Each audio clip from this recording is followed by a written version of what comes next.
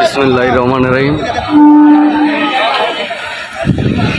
প্রিয় শ্রমিক ভাইরা, আপনারা সকলে অবগত আছেন 1 মে মহান আন্তর্জাতিক শ্রমিক দিবস সফল ও সার্থক করার লক্ষ্যে পঞ্চগড় হকার্স কল্যাণ সমিতির রেজিনংরাজ 44 এই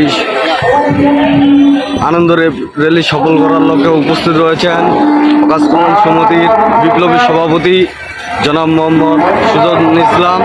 আরও উপস্থিত রয়েছেন সংগ্রামী সাধারণ সম্পাদক জনাব মোহাম্মদ আব্দুর রহিম খোকাভাই, সভাপতি ও সংগ্রামী সাধারণ সম্পাদক ও হকার্স কল্যাণ সমিতির অন্যান্য নেতৃবৃন্দের নেতৃত্বে আজকের এই আনন্দ র্যালি।